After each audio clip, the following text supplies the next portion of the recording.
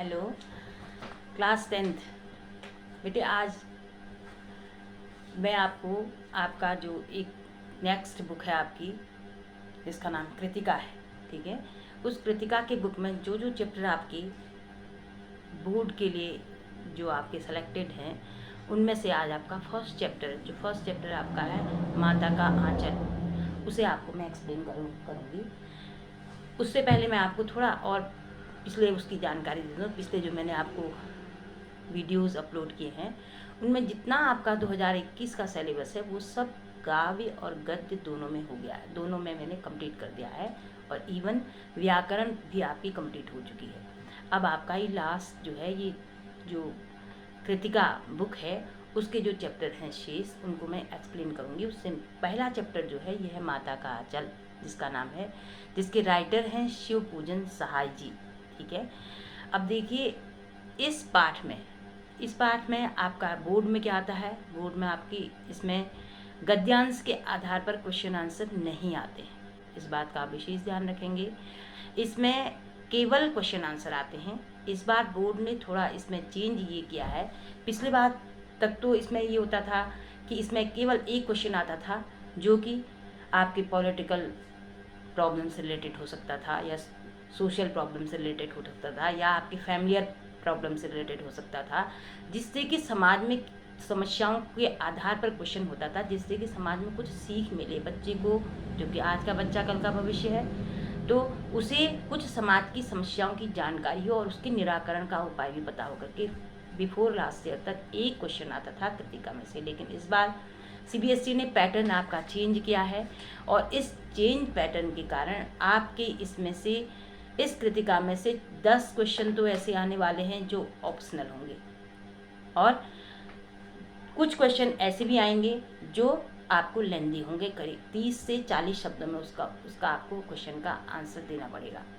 तो मैं आपको इस लेसन को पढ़ाते हुए, ठीक है, इस पाठ को मैं आपको बताऊंगी इसमें है क्या और क्या चीज़ है, और बीच बीच में आपको इसके शॉर्ट नोट्स भी आपको बताते जाऊंगी, और फिर लेंदी क्वेश्चन भी आपके साथ डिस्कस करूंगी, ठीक, या आपको मैं एक्सप्लेन करूंगी। तो देखो इस पाठ में सबसे पहले इसमें एक बच्चे की शैशव अवस्था में, शैशव में जब शिशु छोटा बच्चा होता है, तो उस समय उसकी क्या हरकतें होती हैं, क्या खेल तमाशे होते हैं, क्या रुचियाँ होती हैं, क्या अभिरुचियाँ होती हैं, क्या उसकी शरारतें होती हैं, उसके बहुत बखूबी वर्णन किया है सहाय जी ने। तो वो अब इसमें जो उसने, जिन लेखक ने जो जो वर्णन किया है, उन सब का मंतव्य एक ही है कि लेखक लास्ट में जो इस पाठ का उद्देश्य है, ये भी मैं आपको बताऊंगी कि इससे क्या आपको मॉरल मिला, लेखक वास्तविक बात क्या कहना चाहता है, इसकी भी जानकारी, जो कि इम्पोर्टेंट भी होगा, और इसकी जानकारी भी आपको होनी जरूरी है। अब देखिए इसके लिए आपको जो शॉर्ट नोट्स आपके आने वाले हैं, इसे एमसीक्यू क्वेश्चन कहते हैं, तो वो क्वेश्चन में आपको जब तक पाठ के अंदर की जानकारी नहीं होगी, तो बेटे आप नहीं कर सकते हो इनको, ठीक है। इसलिए हर बच्चे को पाठ को पढ़ना आवश्यक है, आपको अपनी बुक पढ़ना जरूरी है। तो देखिए इसमें सबसे पहले लेखक एक बच्चे का वर्णन करते हैं, एक बच्चे के बारे में बताते हैं कि बच्चा बचपन से ही अपने पिता के साथ रहता, पिता के साथ खेलता कूदता, पिताजी उसके साथ एज ए फ्रेंड व्यवहार करते, ठीक है, उसके साथ कुश्ती भी करते, और अपना पूजा करते, तो उसके मन में भी वो भी पूजा अपने पापा के साथ करता, पूजा के स्थान पर बैठता, उन्हीं की तरह धोती पहनता, और उसके सिर में वो क्या करते, बभूत लगा देते थे। फिर उसके बाद उनके साथ पिताजी खेलते भी थे। और पहले के खेल, अब देखो इसमें पाठ में शिव पूजन सहाय जी ने तत्कालीन समाज के खेलों के बारे में, क्योंकि तत्कालीन समाज में क्या होता था, मिट्टी के खेल, लकड़ी के छोटे छोटे टुकड़ों से खेल, पत्तों से खेल करते थे बच्चे, क्योंकि तब खेलने की सामग्री नहीं थी। और आज के खेल क्या होते हैं बच्चों के, आज बच्चा गेम्स खेलता है, तो वो भी नेट पर आधारित, वीडियोस पर आधारित, इन पर गेम खेलता है। क्यों? क्योंकि आज समय बदल चुका है। अब देखिए आपका एक प्रश्न और ये बन जाता है कि आज के खेल की सामग्री तत्कालीन लेखक के खेल की सामग्री से किस तरह से भिन्न है, ठीक है। उस समय कैसे किस तरह से खेलते थे बच्चे तोता मैना कबूतर के उनका वो बनाते थे, और उसके अलावा जो पत्थरों के टुकड़े होते थे या घड़ों के टुकड़े होते थे, उनका पैसा बनाते थे, पत्तों से रोटी बनाते थे, फिर इस तरह से कंटरों से उसको बजा के बारात निकालते थे। कि उस तत्कालीन समाज के, लेखक के समाज के समय की बात है। और आज का बच्चा क्या करता है, नेट में खेलता है, वीडियोज से खेलता है, या नेट में गेम्स खेलता है, ठीक है। और यहाँ तक कि बहुत आगे पहुँचते फ्री फायर जैसे, पबजी जैसे गेम खेलने लग गया। तो तत्कालीन समाज और आज के समाज में बहुत अंतर आ गया। ये आपका प्रश्न बोर्ड में आता है, ठीक। अच्छा, उसके अलावा देखिए, जब बच्चा पिता के संग खेलते खेलते बड़ा होता है तो सुबह तो उसकी पापा उसको वो बना देते थे, और दिन में जब माँ को टाइम होता तो माँ क्या करती, उसको उसके बालों में तेल डालकर और उसे उसके तेल डालकर उसकी चुटिया बना देती थी। अब तो वो क्या लग जाते थे, सुबह तो पापा उसे उसके सिर में बबूत लगाकर भोलेनाथ बना देते थे, लेकिन दिन में उसकी माता उसे कन्हैया बना देती थी, उसको उसके उसमें चोटी बनाकर। अब क्वेश्चन आपका आता है बोर्ड में कि माँ भोलेनाथ को कन्हैया कैसे बना देती थी। माँ दिन में उसके सिर में तेल लगाकर उसके बालों में, उसके बाल में चुटिया बनाकर उसे कन्हैया बना देती, ठीक। उसके बाद अनेक तरह के खेल खेलते, मैंने जैसे भी बताया, जैसे उस समय के खेल जैसे होते थे ठेले पत्ते, गीली मिट्टी, ठीकरे, ठीक है। इस तरह से मिठाई बनाई जाती उनकी। और उसके बाद दिया सलाई की जो पेटियाँ होती थी उनसे, खड़े के जो छोटे छोटे टुकड़े होते थे उनके, दिए की कढ़ाई, पूजा, इस पूजा की आचमन से कलछी बनाई जाती, ठीक है। धूल और बालू को मिलाकर जोनार की तैयार किया। जोनार मीन्स क्या होता है, भोजन, ठीक है, खाने के लिए। तो इस तरह से उस समय के बच्चे खेल खेलते थे, और चिढ़ाने का भी खेल खेलते थे। ये सब बातें लेखक ने इसमें आपको बताई हैं। फिर उसके बाद क्या होता है, हुल्लड़बाजी और मस्ती। देखिए, एक शिशु के लिए, एक शैशवावस्था के बच्चे के लिए, जो 5-7 साल का बच्चा है, उसके लिए मस्ती भी जरूरी है। तभी उसका क्या होता है, पूर्णतः विकास होता है बच्चे का। बच्चा पूर्ण विकास तभी करता है जब उसमें मस्ती का भाव होता है, जब बच्चा पूरी तरह से खेल करता है स्वच्छंद भाव से, बिना किसी की रोक टोक के, तो उसका क्या होता है, पूर्ण विकास होता है, ठीक। इसीलिए कवि ने, लेखक ने उसका भी जिक्र किया। उसके अलावा फिर अंत में ये सब बातें करते हुए जब बच्चा खेल करते करते एक बार ऐसा होता है कि कहीं पर उनको एक बिल जैसा मिल जाता है। तो उस बिल में उन्होंने सोचा कि इसके अंदर चूहा हो सकता है, क्योंकि बच्चों का दिमाग छोटा होता है ना, छोटा सोचते हैं बच्चा, उतना ही सोच सकता है। तो उसमें एक बिल जैसा दिखा उनको कहीं पर, तो उन्होंने सोचा यहाँ पर सांप का बिल उसका बिल हो सकता है, चूहे का बिल हो सकता है। क्योंकि उन्होंने क्या किया, वहाँ पर उसमें पानी डालना शुरू किया। इसमें पानी डालते हैं तो चूहा बाहर आ जाएगा। लेकिन हुआ क्या, जब उस बिल में उस जहाँ पर वो गड्ढा था उसमें उन्होंने ज़्यादा हलचल की, तो अंदर से क्या हुआ, वहाँ से सांप निकल गया। वो इत्तेफाकन की बात थी कि वो सांप का बिल था। तो जैसे ही सांप निकला तो बच्चे बेतहाशा ऐसे दौड़े कि वो बिल्कुल लपटते, गिरते, पटकते, सब लोग अपने अपने घरों को भागे। और लेखक ने जिस बच्चे का वर्णन कर रखा है, वो बच्चा रास्ते में पापा को मिला। पापा ने कहा क्या हुआ, तो उसके बाद भी उसने पापा से नहीं बोला, और अंत में जाकर वो अपनी माँ के आंचल से में छिपा, और माँ को भी नहीं बता पाया डर के मारे कि हमें क्यों बेतहाशा भागा, क्या हुआ। तो बाद में बताता है कि सांप निकला वहाँ करके। अब ये तो इस पूरी कहानी का लेखक ने उसको बढ़ा चढ़ाकर या उसकी अतिशयोक्ति कहकर हर एक चीज़ की मुँह वर्णन बताया। अब आपका लास्ट में जो मैंने बताया कि बच्चे बिल से सांप निकलना और बच्चे का भाग के आना और माँ के उसमें छिप जाना, ठीक है। तो देखिए, इस अब ये प्रश्न बनता है कि बच्चे ने माँ की शरण ही क्यों नहीं अंत में, क्यों?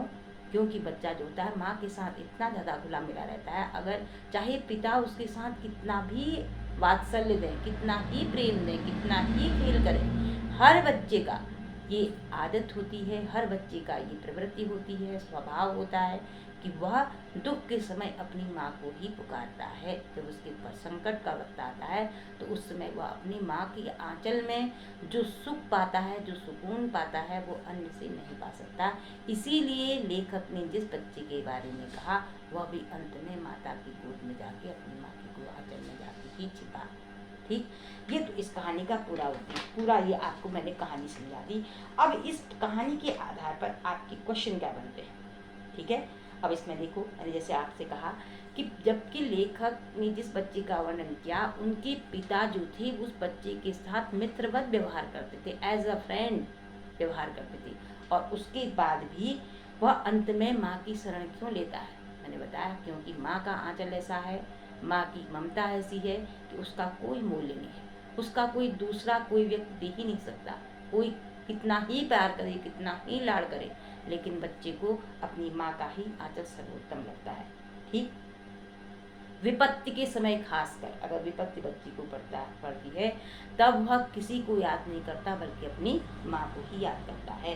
अब देखिए, एक जगह उसने जिक्र किया कि बच्चा रो रहा था और अंत में उसने अपने बच्चों की मंडली को देखा। लेखक कहते हैं कि लेखक अपने बच्चों की मंडली को देखा तो वो शीर्षक का जो बच्चा रो रहा था वो शीर्षक ना भूल गया। तो इससे क्या पता चलता है? इससे बच्चे का स्वभाव का पता चलता है। बच्चा अपने हम उम्र बच्चों को देखता है तो अपनी दुखों को, सारे कष्टों को भूल जाता है। ठीक है। उसके अलावा इसमें एक क्वेश्चन देखिए जो आपको कहीं नहीं मिलेगा, बहुत पहले बोर्ड में भी आया था कि माँ, मैंने अभी आपको जो बताया कि कैसे भोलेनाथ को माँ जो है वो कन्हैया बना देती थी। ये इम्पोर्टेंट भी है बेटे, ठीक है, आप लोगों को ध्यान देना चाहिए। और उसके अलावा अभी मैंने आपको बीच में एक क्वेश्चन और बताया कि तत्कालीन समय से आज के समय में किस तरह से खेलने की सामग्री भिन्न होती थी और क्यों? क्योंकि उसमें इतना आगे तक नहीं था, इतना नेट वगैरह नहीं होते थे, मोबाइल नहीं होते थे, तो बच्चा मिट्टी से, घड़ों के उस ठीकरों से, इसी से खेलता था। लेकिन आज के समय में क्या है? आज के समय में समाज आगे बढ़ गया है, साइंस विज्ञान आगे बढ़ा है, तो मोबाइल सबके पास है, नेट सबके पास है, तो नेट से विभिन्न गेमों को डाउनलोड करके बच्चे उन लोगों को उन गेम्स को खेलते रहते हैं। तो आज के समाज के तत्कालीन समाज से ये भिन्नता खेल की हो गई। ठीक है। अब उसके बाद एक क्वेश्चन और आता है कि इसमें ग्रामीण समाज का इस जो चित्रण हुआ है वो क्या क्या है। ठीक है।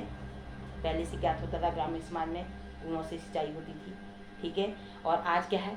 ट्यूबवेल आ गए हैं। आज की उनकी जीवन में क्या भिन्नता है? उस समय कुओं से सिंचाई, कुओं से सिंचाई होती थी, हल बैल से खेती होती थी, लेकिन आज ट्रैक्टर से खेती हो रही है और सिंचाई ट्यूबवेल से हो रही है, जिसमें कि एक साथ पानी मिल जाता है किसान को।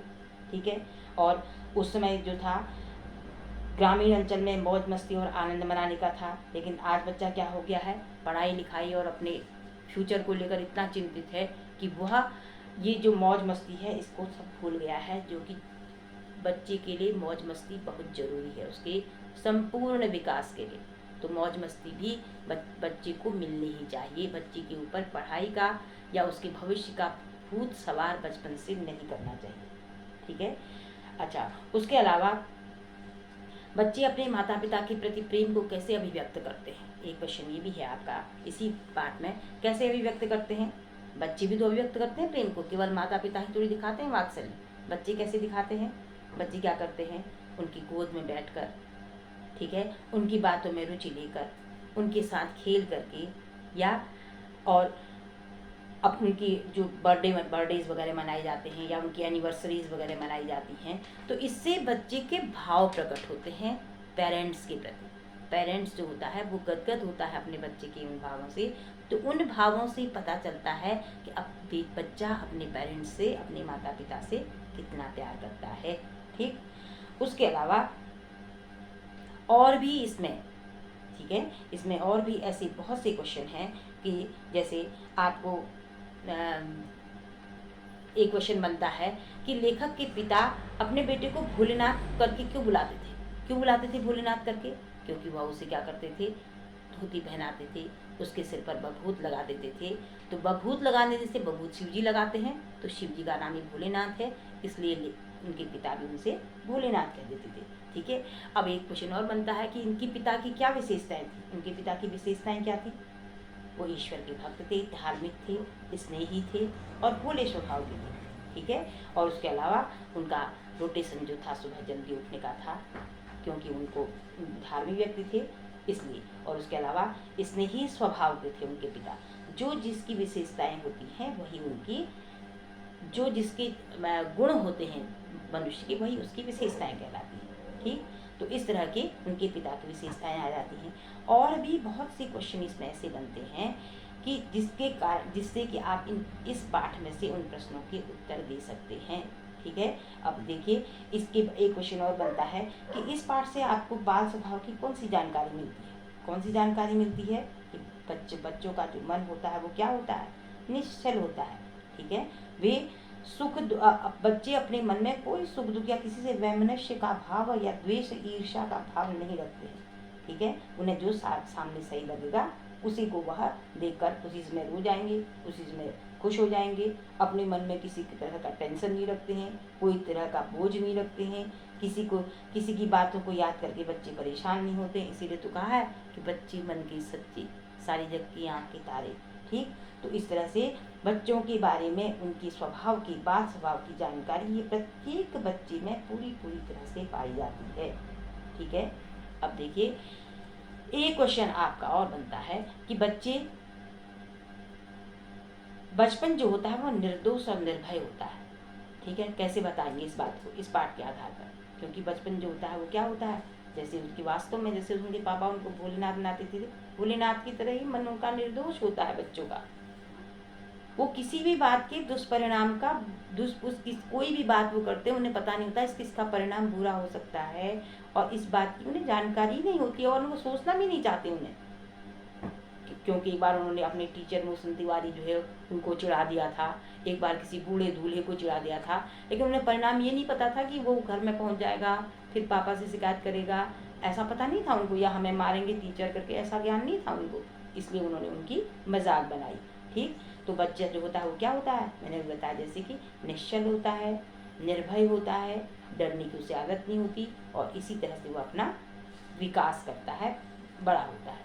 ठीक, अब देखिए इस जो चैप्टर है इसका शीर्षक जो है, लेखक ने माता का आंचल रखा, क्या ये सार्थक है? सार्थक में सही है, या कुछ आप और कुछ दूसरा रखना चाहेंगे? बिल्कुल सही है। क्यों? क्योंकि इसमें बचपन की मधुर यादों का वर्णन है, माँ की ममता का दुलार है, और पिता के स्नेह और मित्रों का स्नेह का वर्णन हुआ है। ठीक है, और लेखक जो है वो सबसे ज़्यादा प्रभाव इसमें माँ की ममता का रखता है, और इसीलिए इस पाठ का नाम माता का आंचल रखा, जो कि पूर्णतः अक्षरशः सत्य है और होना भी चाहिए। ठीक है बच्चे, यह आपको आपका फर्स्ट चैप्टर माता का आंचल मैंने आपको विस्तार से बता दिया। इसमें आने वाले इम्पोर्टेंट क्वेश्चन बता दिए, शॉर्ट नोट्स बता दिए, और इसलिए आप इसको, मैं मानती हूँ कि आपको ये पाठ समझ में आ गया होगा। और अगर आपको समझ में आ गया हो तो आप इसे लाइक करें, शेयर करें, सब्सक्राइब करें, जिससे कि मैं आपको फिर नेक्स्ट चैप्टर आपको फिर एक्सप्लेन करूँ। धन्यवाद।